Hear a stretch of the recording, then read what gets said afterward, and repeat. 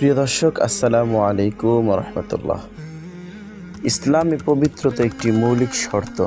নামাজ সহ অধিকাংশ ইবাদত শুদ্ধভাবে আদায়ের জন্য শরীর, পোশাক ও স্থান পবিত্র থাকা জরুরি। এজন্য নাফাকি বা অপবিত্রতার বিষয়গুলো জানা অত্যন্ত প্রয়োজন।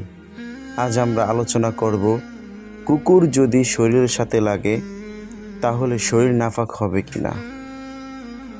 কোরআনে আল্লাহ পাক রব্বুল আলামিন বলেন, ফাইন্নাহুন্না নাজাসুন, নিশ্চয়ই তারা নাফাক। এখানে কাফেরদের নাফাক বলা হয়েছে, কিন্তু সরাসরি কুকুর সম্পর্কে নয়।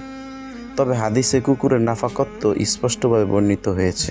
হাদিসে রাসূল সাল্লাল্লাহু আলাইহি সাল্লাম বলেন, ইযা ওয়ালাগাল কলবু ফি ইনাই আহাদিকুম ফালইয়াগসিলহু সাবআ মাররাতিন আও লাহুন্না বিতুরাব।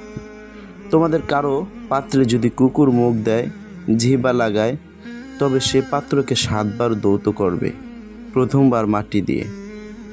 এ হাদিস থেকে প্রমাণিত হয় যে কুকুরের লালা নাপাক, তাই শরীরে কুকুরের লালা লাগলে তা ধুয়ে ফেলতে হবে। বিভিন্ন আলেমদের মতামত, কুকুরের লালা নাপাক, শরীরে লাগলে ধুয়ে ফেলা জরুরি।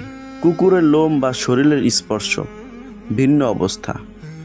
অধিকাংশ আলেম বলেন, শুকনো লোম বা শরীর স্পর্শ করলে শরীর নাপাক হয় না। ভেজা অবস্থায় স্পর্শ করলে লালার মতোই নাপাক হবে। মোট কথা, কুকুর শরীরে লাগলে সবসময় নাপাক হয় না। যদি শুকনো শরীর স্পর্শ করে, নাপাক নয়। যদি ভেজা শরীর বা লালা স্পর্শ করে, নাপাক হবে।